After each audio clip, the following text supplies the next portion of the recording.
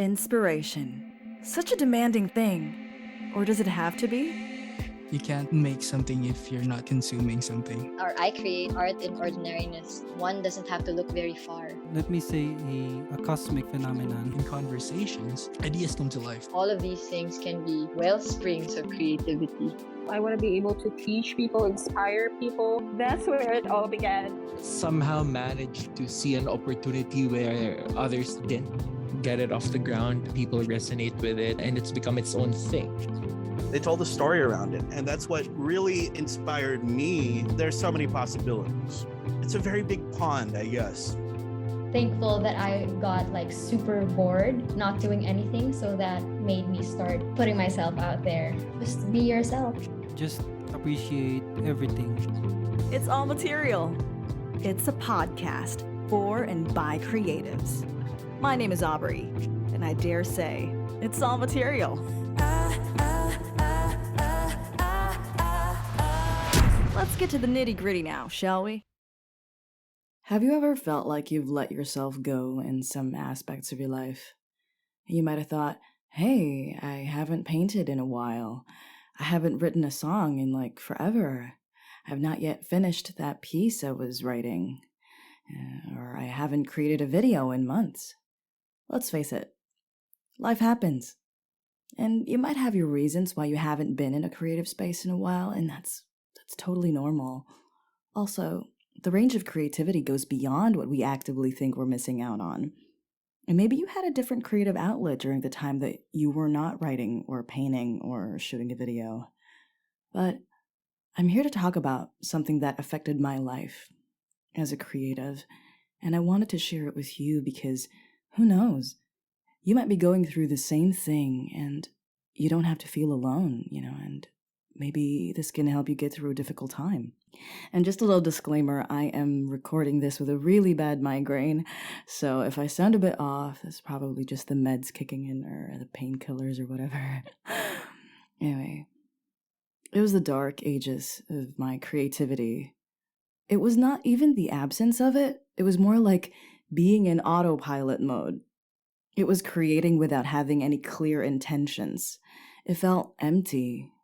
And if you ever had any of those moments, I hope that by the end of this episode, somehow you'll be equipped to deal with this type of situation. Self-abandonment is when we reject, suppress, or ignore part of ourselves in real time. And it was something that I struggled with due to the trauma caused by toxic relationships. And I'm not talking about just codependent romantic relationships, but toxic friendships too. There are a lot of reasons why we abandon ourselves, but mine, 80% of the time, was driven by fear. The fear of being shamed, the fear of being compared, the fear of being ridiculed, rejected, mocked, and more. And when I dissect things now that I'm out of those situations, just multiple angles of toxicity. And those involved moments where I disregarded my own needs, my own wants, because I felt at the time they were not important. I abandoned my passions. I put myself in a box where I thought that I wasn't good enough to do the things that I wanted to do. And that made me decide to set those things aside while I was in those toxic relationships. And I thought that being creative was a little too much to ask, I even ended the only healthy friendships I had, and I felt that I should not have let certain opinions influence my decision, but I have, and it cost me greatly. I abandoned the choice that I wanted to make for myself, and I did that over and over, creating a pattern of people-pleasing and settling for things. And because I haven't healed from that shortly after, I mirrored all of the things that were done to me, and I did it to people. And that made me hella toxic. In 2018, I fell into the same pattern. I did not feel supported by my partner in the things that were important to me. So I pretended that those things weren't important to me. I neglected myself. I neglected my creativity. So there comes another box. And inside that box, it was only about wanting to be what the other person wanted me to be. Limiting my choices out of the fear of rejection. I felt like I was always at the edge, always about to trip over, always just one step away from making a mistake and ultimately getting left by the other person. And for months, I lived trying to prove myself to be so valuable to him emotionally, physically, everything, with a hope that one day I might get chosen. And all the other days after that, I was so messed up on so many levels.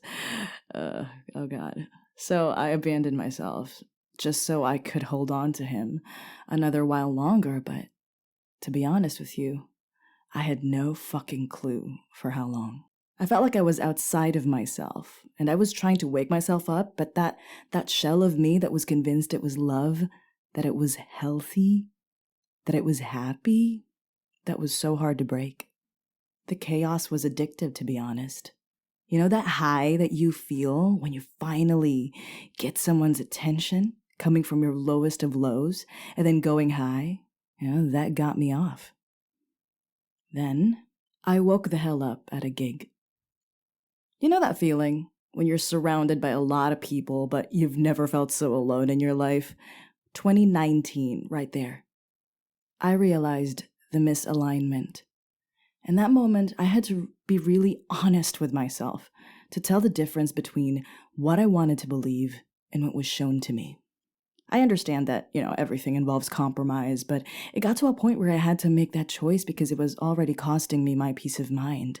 I'd wake up in the morning to thoughts that made me feel unsafe and defeated. And I was not growing anymore. I wasn't growing in the way that I wanted to. So these thoughts crossed my mind. Maybe I should stop writing songs. Maybe this wasn't a good idea because he doesn't seem happy with me or proud of me doing this. What was important to me, what was an integral part of who I was, became something that I was almost ashamed of because of how much I have abandoned myself. So anyway, long story short, I ended everything between us. Life coach Kim Said says, a large part of the anger we feel after a toxic relationship ends is due to all the self-abandonment we took part in. First came anger, and then when I started to take things as they are and not as what I wanted them to be, there came relief.